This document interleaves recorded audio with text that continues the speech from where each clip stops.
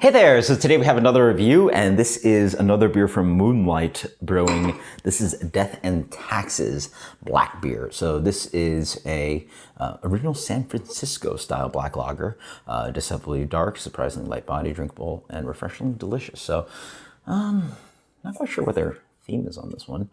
They could be either going for Schwarzbier, German style, or I guess with the Czech lager that I reviewed, they could be going for I guess the styles premium, Czech dark lager, right? Czech dark lager. It's actually, which is having a resurgence. Like I think that I would never have seen an American brewery doing 5 years ago, 10 years ago, and now more breweries are doing it. Not many Schwarzbiers out there, but like Czech dark lager. So, anyway, see what this beer is like. I remember being, I guess I was 18 at the time, studying abroad in Prague and having, was it Krušovice? Yeah, I'm pretty sure it's Krušovice. Krušovice Černý, which is their, one of the Czech dark lagers that was available. And man, was that a mind-blowing experience. Just one of my favorite beers back then, being a young kid. Enjoying Pilsner Quell. Over there, it's Budvar. Here it's called Czechvar. But just delicious, cheap German, Czech Pilsner. But also the dark lagers I really very much enjoyed. So very curious about this one. Beer's quite dark. It's actually, yeah. I mean, they call it San Francisco style, so it's their take on a traditional continental European style dark lager, but nice. Pretty dark. I mean, it's a small beer. It's what? Death and Taxes is a 5.3% beer. Actually, not that small beer. I think Krušovice Černý comes at a 3.8, so this is a very small beer.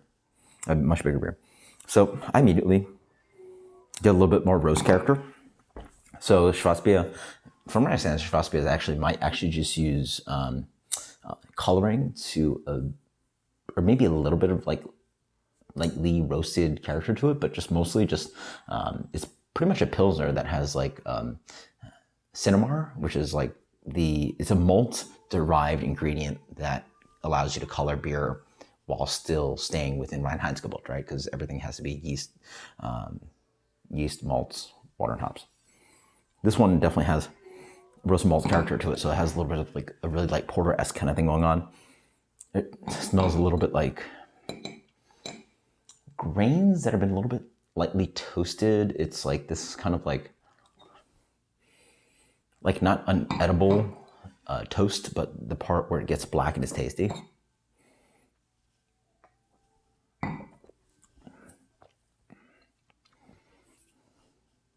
And again, haven't had a proper premium dark Czech dark lager in forever. There's just too much roast here right now. So for sure, I'd say it's not a Schwarzbier.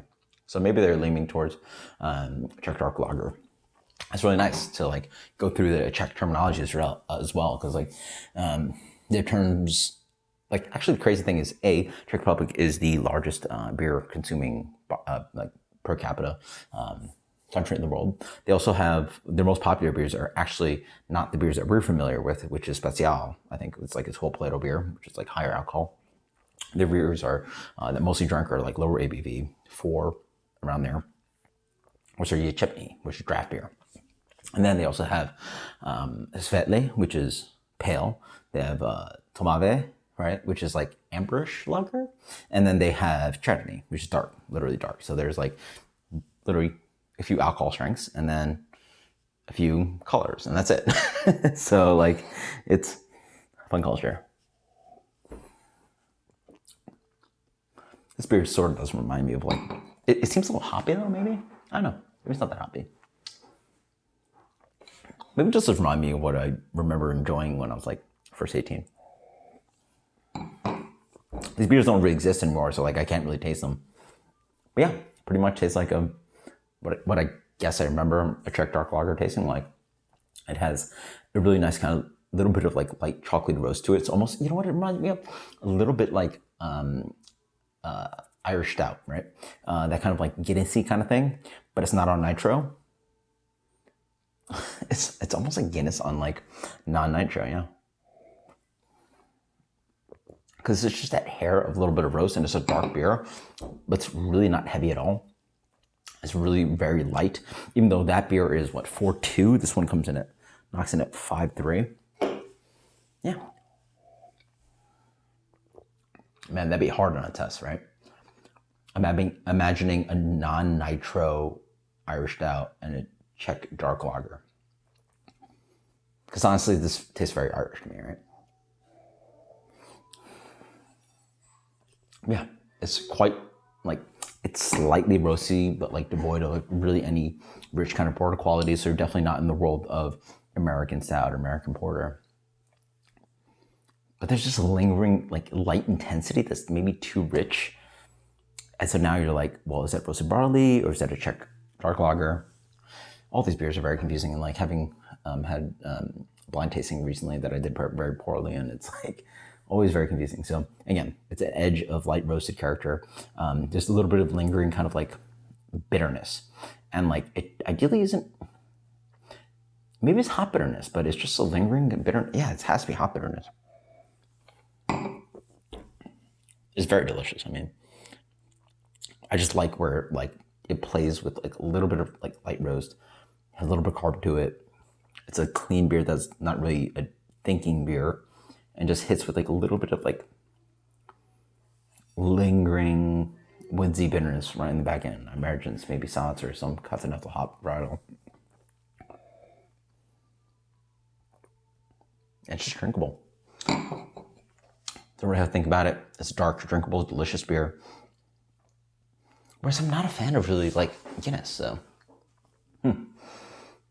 Yeah, it's just a really delicious, sippable, light lager that's dark with a little bit of roast character, right? It's so light. Strange enough. I can crush this forever. This, for me, gets a killer 95. Death and Taxes from Moonlight Brewing. Just killer. I love it.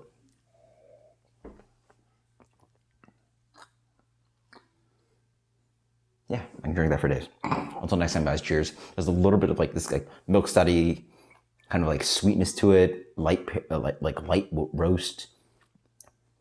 But the roast character, like it just like lingers on the palate to the right places, and like the edges are soft, but it's still like there. It is all the, when I do BJCP sheets, I mean, I'm not a BJCP judge, but when I have judged, there's like these untouchable things where it's like, can't really quite describe why beer is very tasty, but it is tasty. And that's, like when you get better taster, you can obviously find all the, ends and corners and all that stuff. But in the end, like, is it crushable and drinkable? And are there things that are sort of like, not quite explained? Well, there you go. 95. Cheers. Later.